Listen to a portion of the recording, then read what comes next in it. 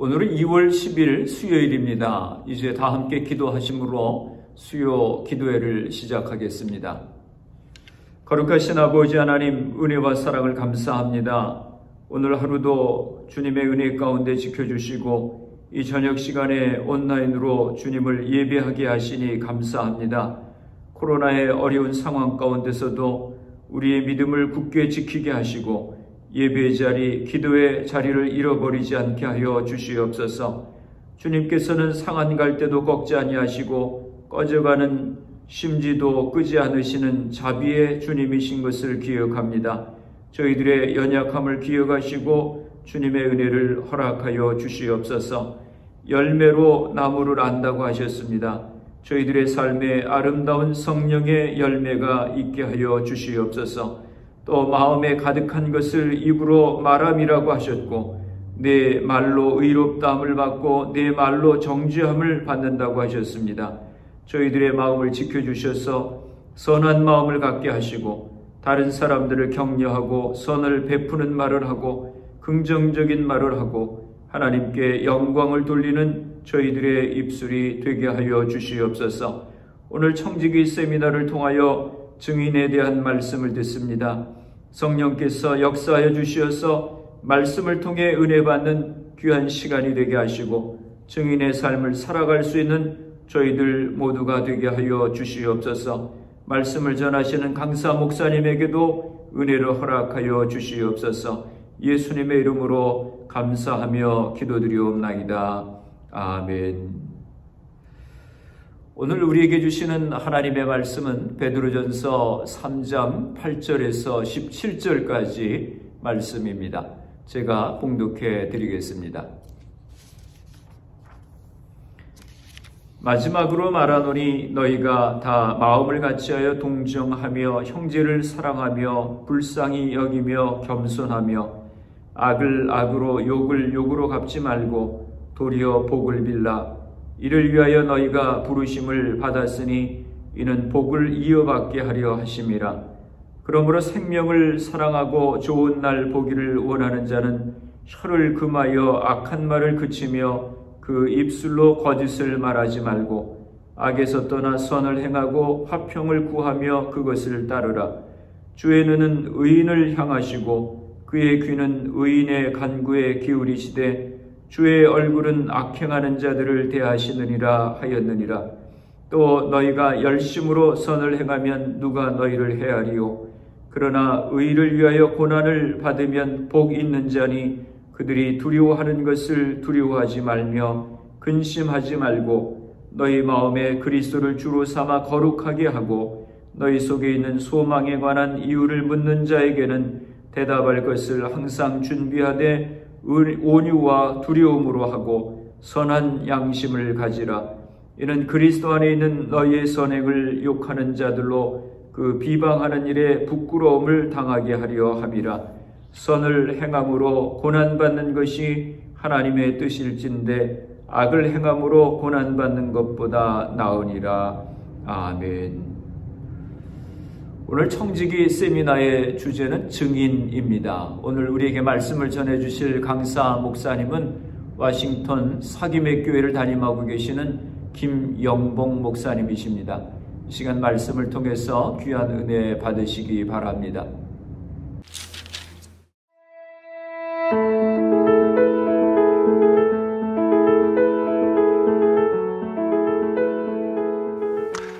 안녕하십니까. 저는 워싱턴 사김의 교회를 섬기고 있는 김영봉 목사입니다.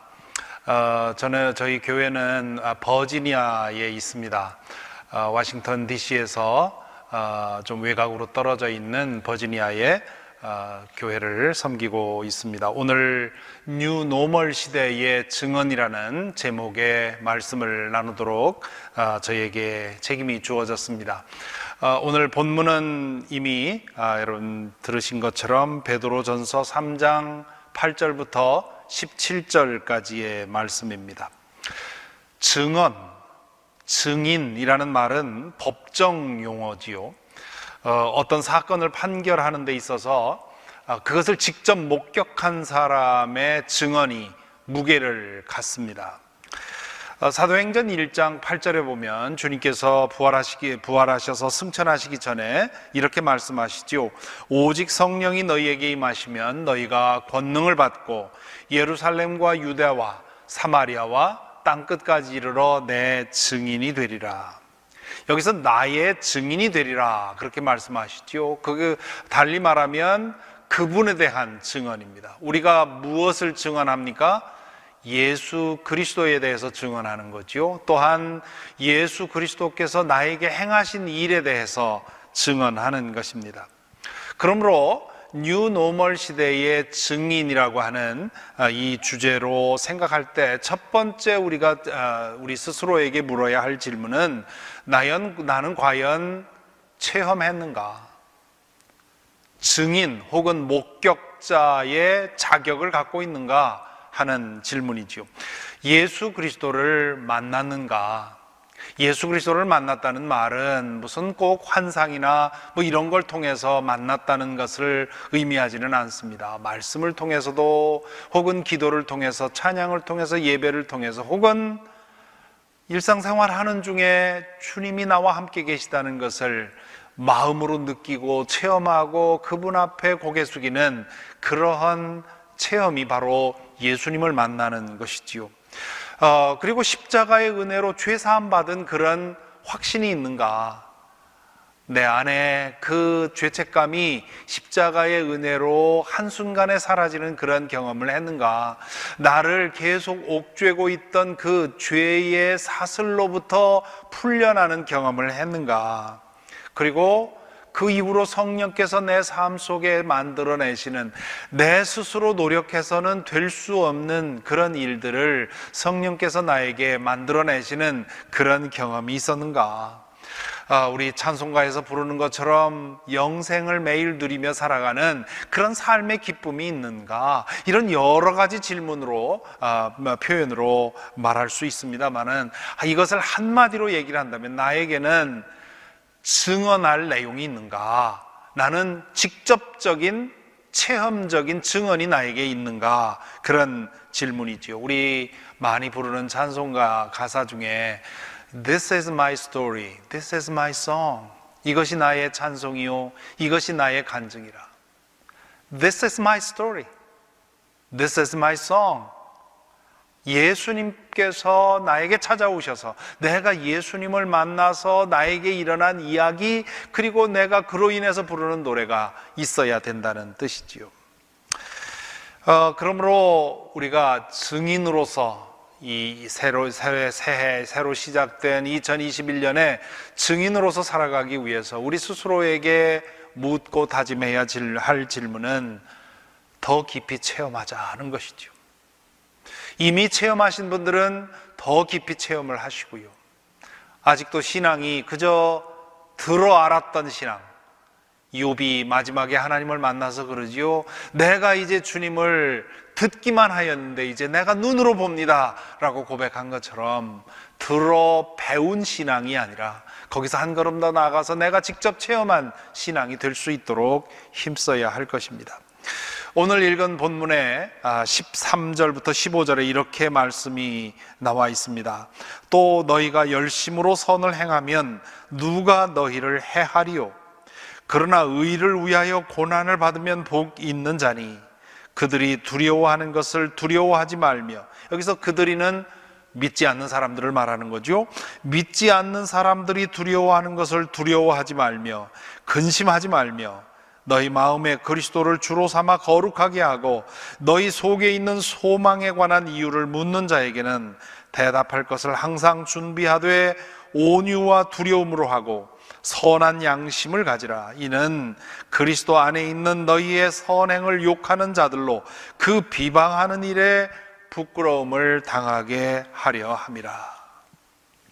이 말씀 중에 우리가 잘 아는, 많이 이 교회에 오래 다니신 분들이라면 기억하고 있는 너희 속에 있는 소망의 이유를 묻는 자에게 대답할 것을 항상 준비하되 라는 말씀이 있지요. 왜 우리에게 소망의 이유를 사람들이 물어봅니까? 지금 이 편지가 처음 쓰여져서 읽었던 독자들은 믿는다는 이유 때문에 박해를 당하고 있던 사람들입니다. 여러 가지로 불이익을 당하고 손해를 당하고 박해를 당하고 있는 상황에 있었는데도 불구하고 그들은 믿음을 포기하지 않고 계속해서 선행을 실천하는 겁니다.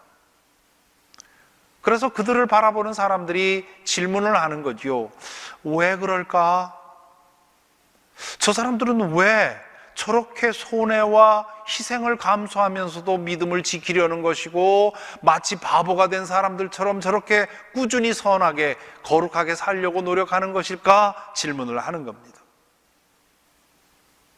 그들을 그런 의문을 가지고 그들을 지켜보니 그들에게는 뭔가 바라는 것이 있는 것 같아요. 뭔가 믿는 것이 있는 것 같아요. 그들의 얼굴 표정도 그렇고요, 일하는 방식도 그렇고요, 살아가는 방식도 그렇고 말하는 태도도 그렇고 무언가 저 사람들에게는 뒷배가 있는 것 같은 느낌이 드는 겁니다.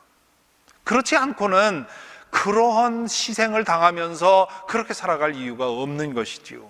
그래서 그들이 믿는 사람들에게 묻는 겁니다. 도대체 당신은 무엇을 믿고 있어? 무엇을 믿고 있기 때문에 그렇게 살아가는 것이요?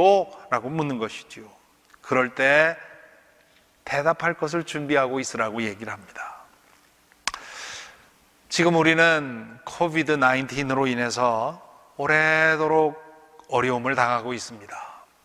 이 말씀을 듣는 때 여러분이 저희가 지금 이 말씀을 드릴 때보다 2개월, 3개월 늦게 더 많이 이 코비드 19의 상황을 살고 있겠죠. 이 코비드 19에 1년 넘게 이런 고통을 받고 있는 우리 시대에 이 말씀은 매우 중요합니다. 왜냐하면 이런 상황에서 우리의 믿음이 살아있다면 믿지 않는 사람들이 우리를 보고 당신들은 이 상황에서 어떻게 그렇게 살고 있어라고 질문할 것이 분명하기 때문입니다. 그런데 불행한 현실은 한국에서도 그렇고 미국에서도 그렇고 이 팬데믹 중에 믿지 않는 사람들이 그리스도인들을 보고 감탄하고 놀라는 것이 아니라 오히려 그리스도인들의 그릇된 행동을 보고 그로 인해서 비난하고 그로 인해서 조롱하고 있습니다. 세상의 걱정거리가 되었고요, 교회가 세상의 말썽거리가 되고 있지 않습니까? 우리의 삶을 통해서 우리가 믿는 믿음과 우리가 가지고 있는 소망이 빛을 낸 것이 아니라 오히려 우리의 아집과 우리의 욕망과 우리의 고집 불통에 우리의 모습이 드러나게 된 것입니다. 베드로전서 3장 14절에 보면 이런 말씀을 합니다. 그러나 의를 위하여 고난을 받으면 복 있는 자니 그들이 두려워하는 것을 두려워하지 말며 근심하지 말고, 그렇게 말합니다. 여기 그들이라는 말은 믿지 않는 사람들을 말하는 거죠. 이게 꼭 우리를 두고 하는 말 같지 않습니까? 믿지 않는 사람들이 이 팬데믹 기간 동안에 두려워하고 근심하는 것처럼 당신들도 그렇게 살지 마십시오 하는 말입니다. 뭘 두려워합니까? 왜 근심합니까? 감염되면 어쩌나, 실직되면 어쩌나, 돈이 떨어지면 어쩌나, 살아남지 못하면 어쩌나. 이 모든 근심과 걱정거리는 사실은 중요한 것입니다. 많은 사람들이 지금 실직하고 있고요, 많은 사람들이 죽어가고 있지 않습니까? 지금 현재 미국 통계를 따지면 1000명 중에 1명이 지금 죽고 있다는 것 아닙니까? 1분에 한 사람씩 감염되고 있는, 지금 12월 현재로 따질 때 1분에 한 사람씩 감염되고 있는 이런 상황에서 감염되면 어쩌나 하는 걱정은 당연히 해야 되는 일이죠. 또 이 상황에서 우리 가정을 보살피지 못하면 우리 가정이 경제적으로 어려움에 처하면 어쩌나 하는 두려움 갖는 거 당연합니다. 그러나 그 두려움에 짓눌려서는 안 되는 것이지요. 조심하는 것과 두려워하는 것은 다릅니다. 루즈벨트 대통령이 세계대전 중에 한 그 취임 연설 중에 하나가 아주 유명한 말이 있죠. 1933년인가요? 많은 사람들이 이거 어떻게 살아가야 할까? 1차 대전 후에 두려워할 때 루즈벨트 대통령이 뭐라고 했습니까? The only thing we have to fear is fear itself. 우리가 두려워할 유일한 대상은 두려움 자체입니다. 두려움은 우리를 포로로 만듭니다. 두려움이 주인이 되면 우리를 무력화시킵니다. 두려움이 주인이 되면 우리를 마비시킵니다. 그러므로 믿음 안에서 영원한 것에 대한 참된 소망을 가진 사람들은 이 팬데믹 기간에 충분히 조심하고 충분히 대비하지만, 그러나 두려움이 주인이 되어서 두려움에 짓눌려 살아가지는 않습니다. 그 대신에 그러면 어떻게 살아갑니까? 15절에 보면 너희 마음에 그리스도를 주로 삼아, 그렇게 말합니다. 너희 마음에 그리스도를 주로 삼으라. 두려움이 너희의 마음을 다스리게 하지 말고 예수 그리스도께서 여러분의 마음을 다스리게 하라고 말을 합니다. 예수 그리스도가 우리의 마음의 주인으로 다스리게 되면 우리는 그리스도 안에서 두려움을 이겨내고, 그리고 이 팬데믹 중에도 우리가 마땅히 해야 할 일들을 감당하며 살아갈 수 있습니다. 왜냐하면 그분께서 우리에게 믿음과 담대함과 소망을 주시기 때문입니다. 어떤 소망입니까? 하나님께서 지켜주신다고 하는 소망, 하나님께서 우리가 당하고 있는 이 고난을 통해서 우리를 정금같이 연단해 내실 것이라고 하는 소망, 하나님 나라에 대한 소망, 영원한 생명에 대한 소망, 새하늘과 새 땅에서 부활에 참여할 것이라고 하는 소망. 혹시 이 기간 동안에 이 팬데믹으로 인해서 내가 세상의 목숨을 잃는다 해도 결국 영원한 생명은 나에게 주어져 있다고 하는 그런 소망, 잃을 것이 아무것도 없다고 하는 소망, 이 소망이 우리로 하여금 우리의 얼굴 표정을 다르게 만들고, 말하는 방법을 다르게 만들고, 행동하는 방식을 다르게 만듭니다. 그렇기 때문에 믿지 않는 사람들이 그런 우리의 모습을 보고는 처음에는 조롱하고 무시하고 모욕할 수 있습니다. 그러나 시간이 지나면 궁금해하는 거지요. 도대체 당신들은 무엇을 믿길래 그러느냐? 당신의 뒷배가 무엇이길래 이렇게 어려운 기간 동안에도 그렇게 든든하게 살아가느냐? 질문하게 됩니다. 따라서 증인으로 살아가기 위해서 우리는 먼저 우리의 믿음을 제대로 돌아보아야 합니다. 내가 체험에 근거한 믿음인지, 나에게 다른 사람에게 들려줄 만한 내 삶의 이야기가 있는지를 돌아보아야 합니다. 그리고 그런 것이 없다면 그런 것이 내 안에 생길 수 있도록 더 영적 생활을 힘써야 할 것입니다. 제 고등학교 동창 이야기를 하나 나눕니다. 제가 10여 년 전에 디트로이트의 어느 교회로부터 초청을 받아서 집회를 하게 되었습니다. 그런데 며칠 후에 그곳으로 가기 며칠 전에 저에게 연락이 왔습니다. 메일이 왔는데 혹시 어느 고등학교 나온 누구 아니냐고 그런 메일이 왔습니다. 알고 보니까 제 고등학교 동기 친구가 그 교회 교인인 겁니다. 주보에 나와 있는 제 이름을 보고는 혹시 그 친구가 아닐까 싶어서 저에게 연락을 한 것이지요. 저는 반가워서 우리 가게 되면 꼭 식사 한번 합시다, 그렇게 얘기를 하고는 그 집회 중에 제 아내와 함께 부부 동반해서 함께 만남을 가졌습니다. 그 친구는 한국에서 큰 그 회사를 다니다가 미국으로 주재원으로 3년 동안 파견을 나왔다가는 회사를 그만두고 미국에서 이제 사업을 하는 친구입니다. 제가 그 친구에게 물어봤습니다. 내 기억에는 네가 고등학교 때 교회를 다니지 않았는데 어떻게 교회를 다니기 시작했느냐? 그때 기독교인들이, 교회 다니는 학생들이 서로 모임도 갖고 했기 때문에 그 기억을 하고 있습니다. 그랬더니 그 친구가 자기가 믿게 된 경위를 얘기를 합니다.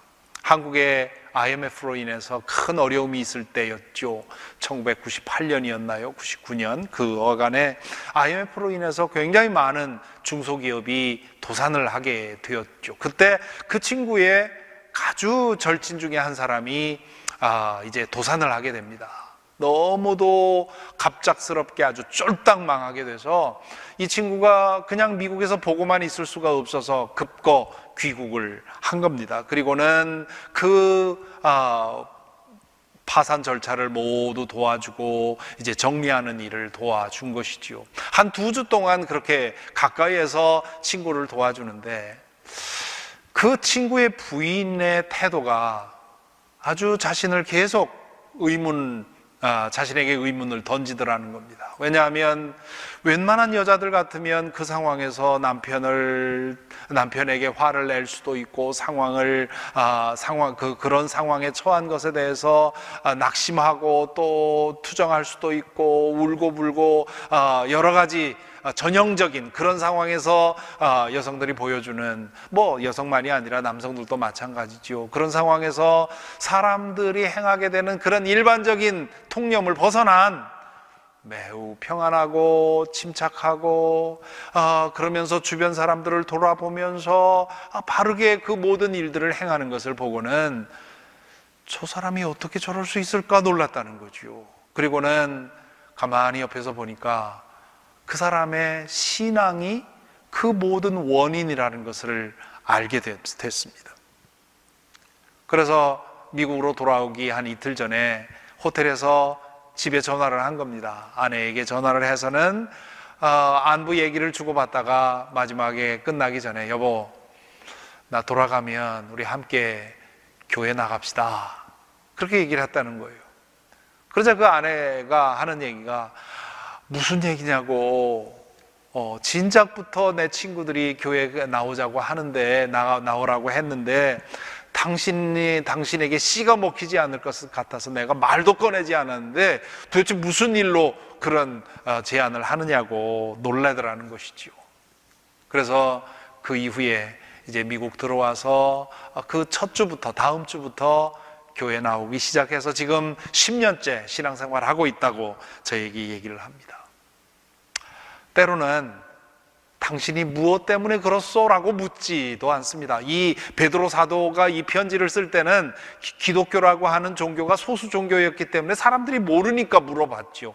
오늘 이 시대에는 대부분 사람들이 알지 않습니까? 저 사람의 신앙 때문에 저렇게 하고 있다고 하는 거 주지 않아도 알지요. 그런데 그 반대 이야기가 더 많은 게 우리의 현실 아닙니까? 오래전에 제가 섬겼던 교회에 어느 중직 장로님께서 저에게 어느 날 부탁을 하십니다. 우리 딸아이가 교회 나오질 않는데 목사님 영어 잘하시니까 우리 딸아이를 만나서 좀 설득을 해 주십시오. 그래요. 그래서 연락을 해서 식사 약속을 하고는 대화를 하는 중에 그런 얘기를 했습니다. 아버지께서, 부모님께서 그렇게 바라시는데 왜 교회를 떠나서 하느냐.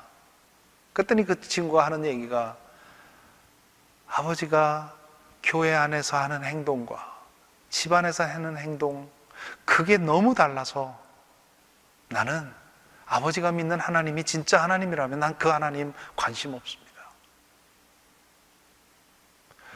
불행하게도 그분은 자기가 자기의 딸을 교회로부터 떠나게 했다는 것을 알지도 못한 채 딸이 교회로 돌아오기만을 간절히 기도하고 있었던 것입니다. 얼마 전에, 몇 년 전에 몇 주일간 우리 교회에 나오다가 안 나오는 분이 계셨어요. 발길을 뚝 끊었길래 물어보았습니다. 왜 안 나오십니까? 그랬더니 그 사람이 그럽니다. 내가 비즈니스를 하는 중에 나랑 얽혀서 아주 원수가 된 사람이 있는데 그 이후로 그 사람 취급도 하지 않는데 그 교회에 있더라고요.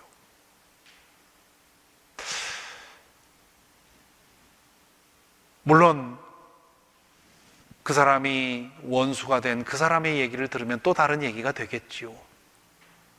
하지만 이런 일들이 우리 가운데 얼마나 많습니까?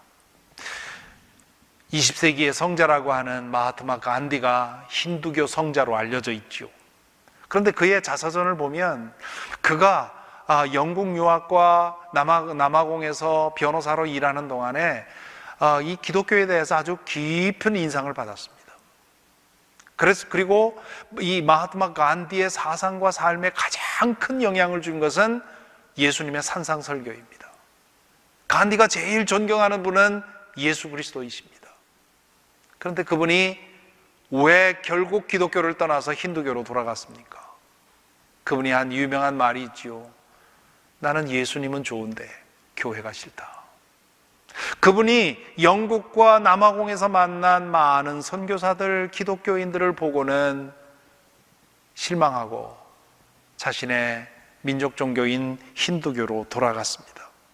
만일에 그가 만났던 사람들이 예수 그리스도의 모습을 제대로 보여줬다면 마하트마 간디는 20세기 기독교 성자로 마르틴 루터 킹이나 테레사 수녀처럼 그렇게 기억이 되었을 것입니다. 과연 우리는 어떤 모습입니까? 경각심을 갖고 더욱더 깨어서 내 삶을 통해서 복음의 빛이 드러날 수 있도록 살아가는 것, 그것이 우리가 힘써야 할 일일 것입니다. 그런데요, 우리의 삶으로 보여주는 것은 시간도 걸리고요. 그리고 때로는 그걸 알아보지 못하는 사람도 많죠. 제 고등학교 친구 같은 경우는 참 현명한 친구지요. 그런 차별성을 알아보고 그 이유가 무엇인가를 찾고 그리고 그 이유를 보자 나도 그렇게 해야 되겠다 하고 결단을 했으니 얼마나 훌륭한 사람입니까? 근데 다들 그러는 게 아니지요. 그래서 때로는 말이 필요한 겁니다. 복음을 입으로 전해서 복음이 무엇인지를 제대로 알려주어야 하지요. 아시시의 성자 프란시스코 한 매우 유명한 말이 있습니다. 때를 얻든지 못 얻든지 복음을 전하십시오. 필요하다면 말도 사용하십시오. 여기서 아시시의 프란시스 이 성자는 분명히 알고 있었던 겁니다. 우리가 다른 사람에게 전도하기 위해서는 행동이 먼저 앞서야 한다고 하는 것. 그러나 때로는 많은 경우에 말도 필요하다는 것. 그래서 베드로 사도는 15절에서 너희 속에 있는 소망의 이유를 묻는 자에게 답할 것을 준비하라. 그런데 온유와 두려움으로 하고 선한 양심을 가지라. 그렇게 얘기를 하죠. 여기에 보면 말로 전도하는 데 있어서 세 가지 중요한 요소를 말하고 있습니다. 첫째는 대답할 것을 항상 준비하라. 말의 내용을 준비하라는 말입니다. 이것은 뭔가 암기하고 있으라는 뜻이 아닙니다.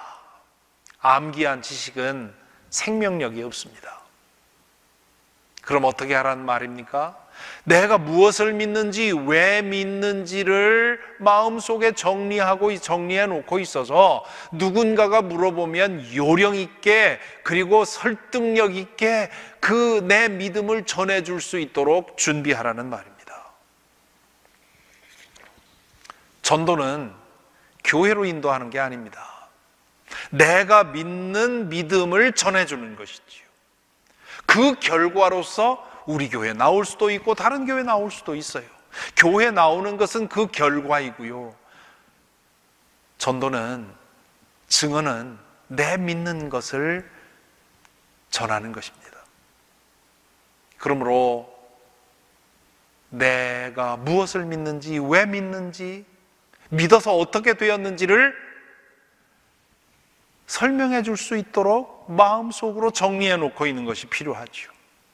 우리 한국교회는 오래도록 그 한국교회의 문화가 질문을 못하게 하고 토론을 못하게 하고 일방적으로 받아먹는 그런 식의 신앙, 교회 문화가 오래도록 우리 한국 교회를 지배했습니다. 그러다 보니까 신앙생활을 10년, 20년 했어도, 혹은 평생토록 신앙생활을 했어도 말씀을 읽고 스스로 그 말씀을 통해서 오늘 나에게 주시는 하나님의 음성이 무엇인지 찾는 일에 무력합니다. 뿐만 아니라 당신이 무엇을 믿고 있소라고 얘기했을 때 얼버무리고 우리 교회 와봐, 우리 목사님 만나봐, 이렇게 얘기하는 경우가 얼마나 많은지 모릅니다.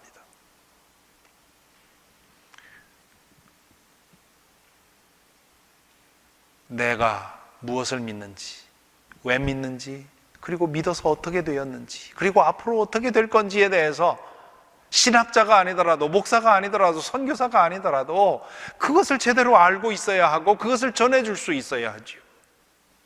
그런 훈련이, 그런 노력이 필요하다고 하는 것을 말씀하고 있습니다. 둘째는 내 소망에 관한 이유를 묻는 자에게 대답할 것을 항상 준비하되 온유와 두려움으로 하라, 그렇게 말합니다. 온유와 두려움으로 하라. 이건 뭡니까? 첫 번째는 말할 내용을 준비하라는 뜻이고요. 두 번째는 말하는 태도가 중요하다는 말이죠. 온유하게 하라는 말은 무슨 뜻입니까? 겸손하게, 부드럽게, 세심하게 하라는 것이고요. 두려움을 갖고 말하라는 말은 무슨 뜻입니까? 이 사람의 지금 영혼이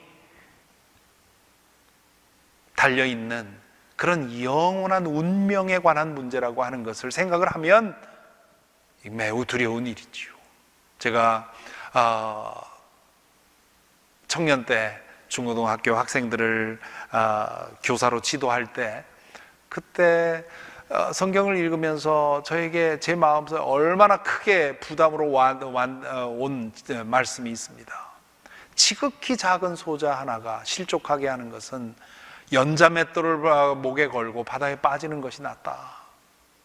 그 말씀을 들으면서 이 가르치는 자의 이 책임이 얼마나 큰지를 생각을 했습니다. 복음을 전하는 자도 마찬가지죠. 그 사람의 영원한 운명이 거기에 걸려 있다고 생각하면 함부로 행할 수가 없습니다. 두려움을 갖고 행하라는 것이지요. 전도라고 하는 것을 우리가 오해할 때는, 많은 분들이 오해하는데, 어떻게 오해하느냐 하면 내가 그 사람을 만나서 전도하는 자리에서 결신을 걷어내야만 전도를 제대로 한 것이라고 생각을 합니다. 그렇지 않습니다.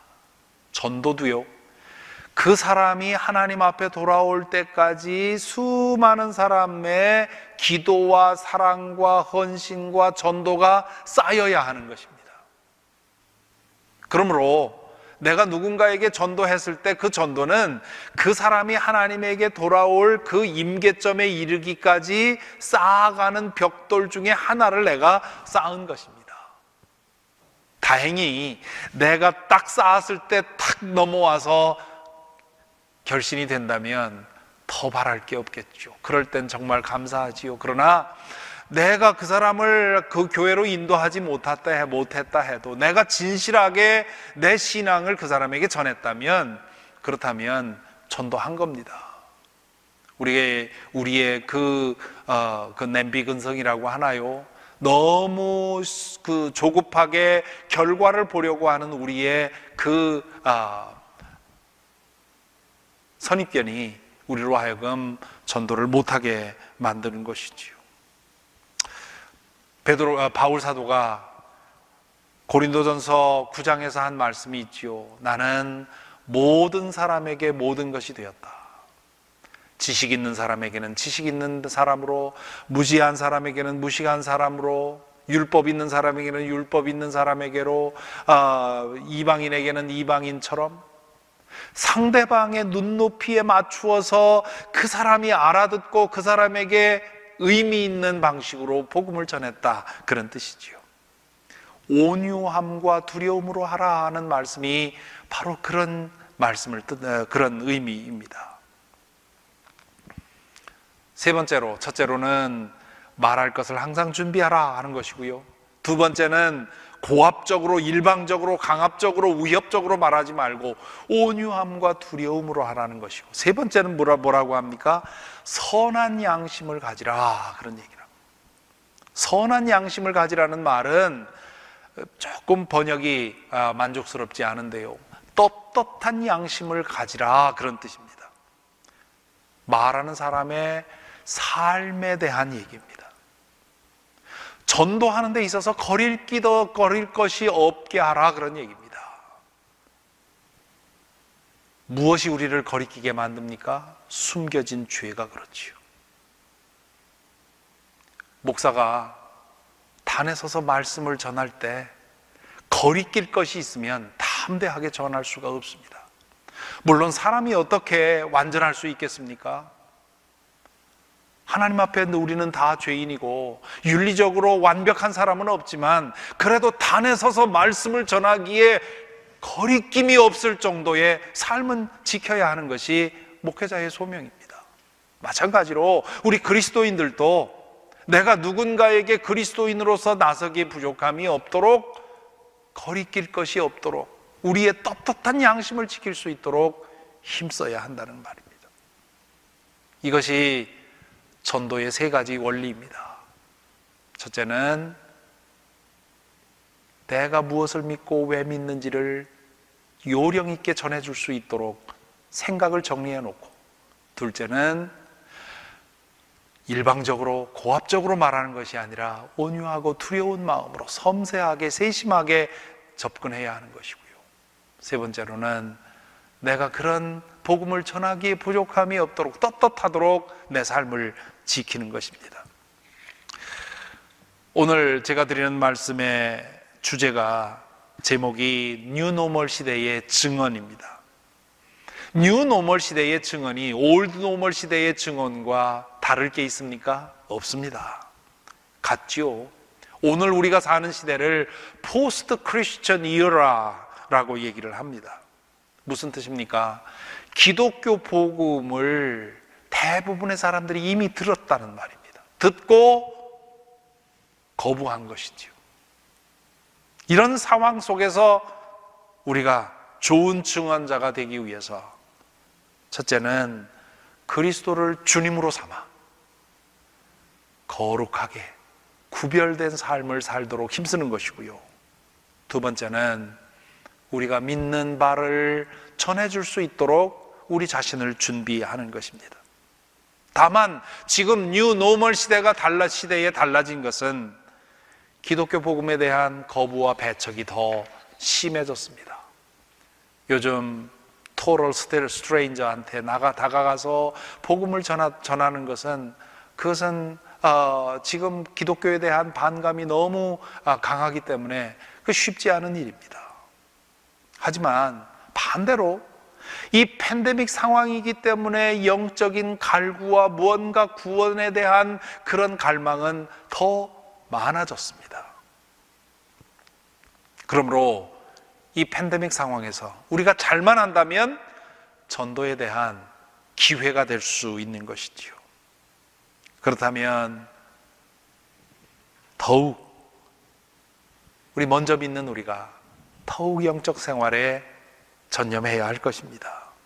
믿음의 능력을 더 깊이 체험함으로 우리가 전해줄 만한 그런 믿음의 이야기들이 더 많아야 하겠죠. 그리고 두 번째로는 팬데믹으로 인해서 어려움을 당한 이들을 돌볼 수 있어야 합니다.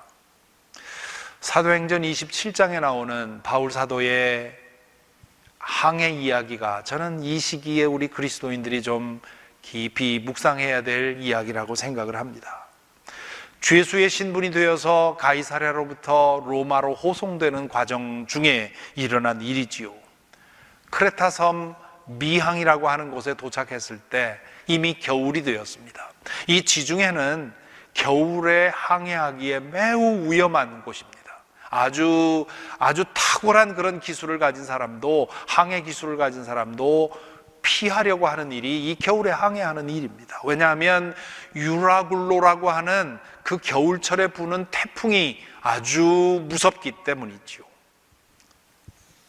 미항에 도착했을 때 바울 사도는 여기서 겨울을 지나고 갑시다 제안을 하지요. 하지만 백부장은 항해를 고집했습니다. 날씨도 괜찮아 보이고 지금 이 미항이 이 많은 사람들이 함께 겨울을 지나기에 적합하지 않으니 떠납시다 해서 떠납니다. 미항을 떠나자 처음에는 순풍의 돛담배처럼 항해가 문제가 없었습니다. 그런데 아니나 다를까 며칠 지나니 유라굴로라고 하는 태풍이 지중해를 전체를 뒤집어 놓습니다.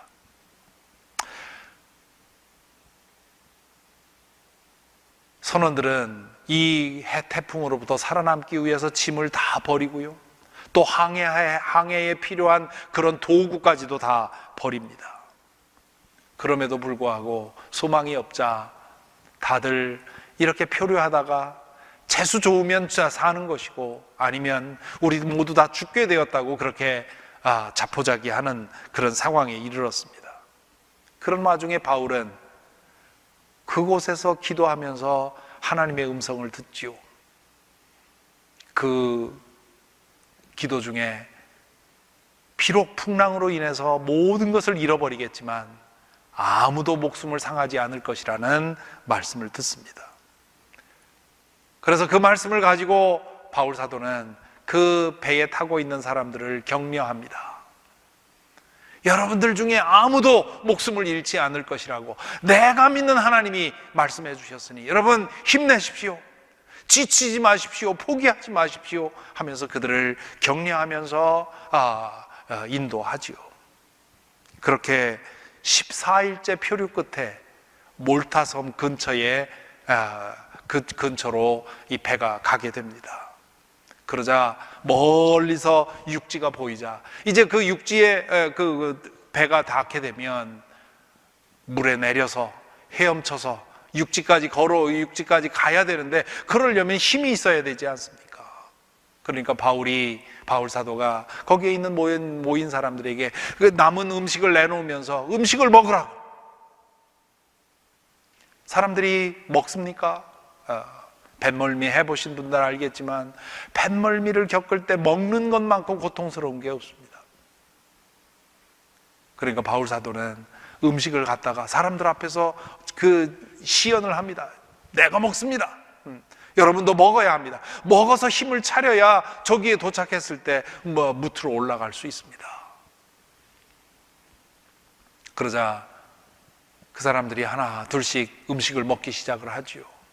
그리고는 힘을 차리고 배가 육지 근처에 정착했을 때 그 모두가 내려서 헤엄을 쳐서 육지로 올라가서 바울 사도가 장담한 대로 한 사람도 목숨을 잃지 않고 다 구원을 얻었지요. 이 팬데믹 기간 중에 우리 교회가 그리스도인들이 이런 역할을 해야 됩니다.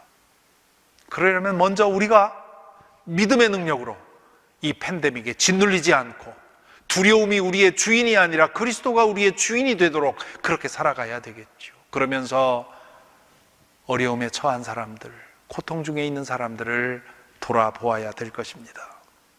그리고 그런 삶을 바탕으로 복음을 전하는 것이지요.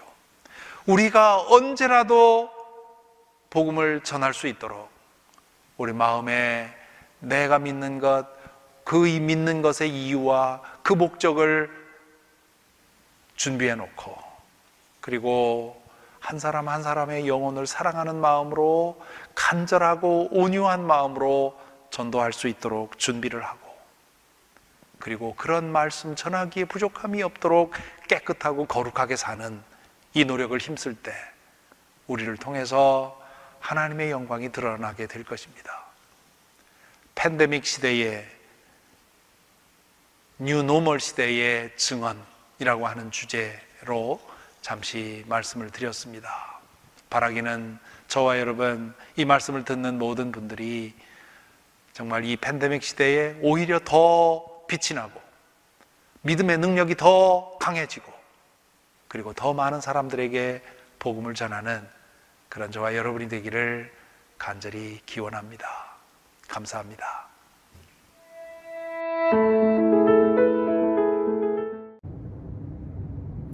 귀한 말씀 대단히 감사합니다. 말씀을 생각하면서 잠깐 기도하겠습니다. 거룩하신 아버지 하나님, 이 시간 말씀을 통해서 은혜 받게 하시니 감사합니다.